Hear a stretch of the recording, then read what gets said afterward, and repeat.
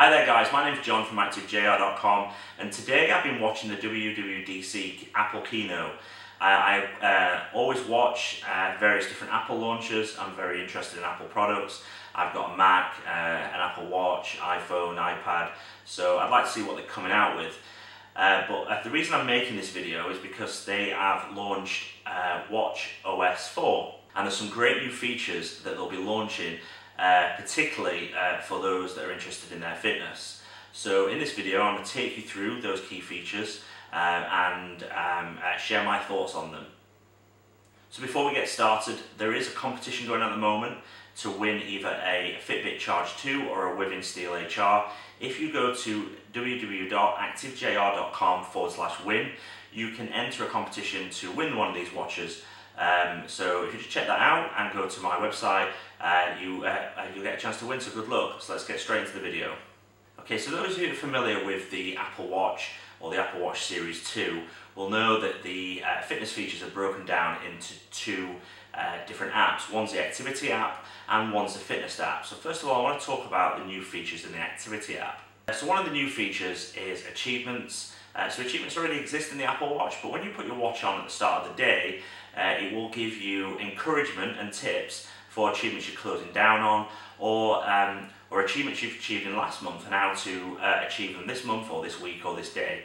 So I think this will be good encouragement, and it's starting to step towards some of the features you find in a Fitbit. Another good feature they're also bringing is the evening push, as they're calling it, which is effectively a notification towards the back end of the day for if you have not closed your rings out on your watch, to give you a hint of what type of activity you need to be doing in order to do that. So I think this will be really good, and again, this is something that we've learned from Fitbit. We're also bringing in monthly challenges, which will look at your last month and give you a challenge for the upcoming month. So it may be something like a run distance or a cycling distance or calories burned. So I think this will keep people motivated. Now, one thing they've not mentioned, which I think is a miss, but they may bring it out, is challenging other people. This may come in the future, as Apple do incremental updates, but it's not something they've announced now. Apple are also changing the celebrations and animations as well. Now, while this is just a cosmetic upgrade, it's certainly a refresh from the previous year. However, I don't think it'll make any difference to your fitness or your fitness motivation. But Apple already allow you to share your data with other people through the Activity app, so they can see how many calories you've burnt, distance, and all of those things, and whether you've closed your rings. I still think Apple needs to progress further in this and have more competitions within the Activity app between people for motivation, just like you can with Fitbit and other companion apps. So I think Apple really needs to push in this area, and hopefully they will do so in future editions. On to the Workout app.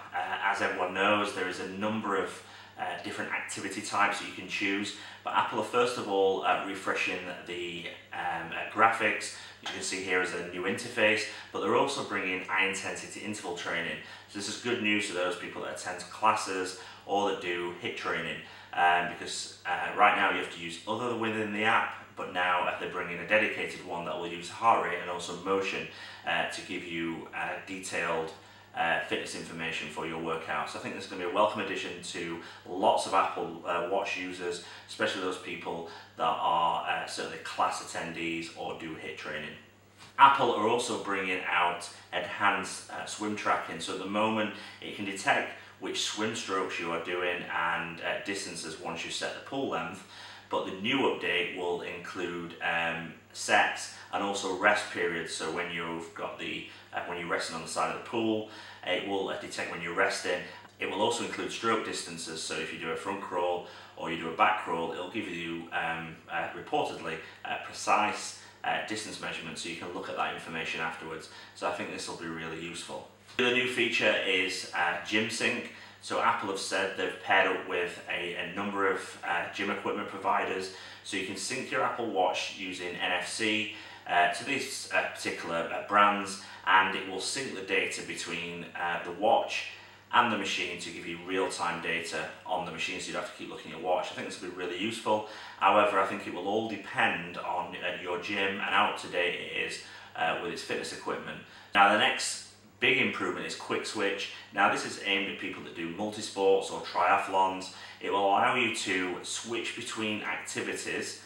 So if you are doing a triathlon, then it'll allow you to switch between running, swimming and cycling, but still be able to get your overall stats at the end, but also to be able to break down individual. I think this is a welcome improvement. However, I'm not sure how many people that use a Forerunner or a Garmin Fenix series are going to switch to an Apple Watch to use the triathlon feature when there's already something that is already tried and tested. One of the big things that I noticed, you'll be able to control your music within the workout app. So if you are out for a jog and you've synced your music and then you've got a pair of Bluetooth headphones, you'll be able to control your music through the workout app, so not having to switch between apps in order to change your music and also control your workout information.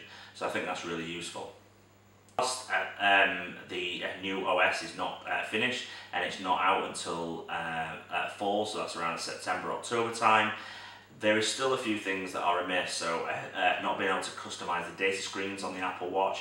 I think that is something that Apple should have improved on, and also as well the workout information that you get afterwards. I think Apple need to improve on that, but it's still not finished, so we'll have to wait and see.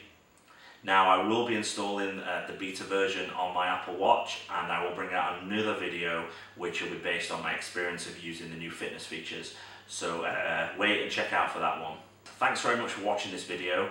If you've liked this video, please give it a thumbs up, and also if you've got a comment, please leave a comment. I answer quite a lot, so thanks very much, and I'll speak to you all soon.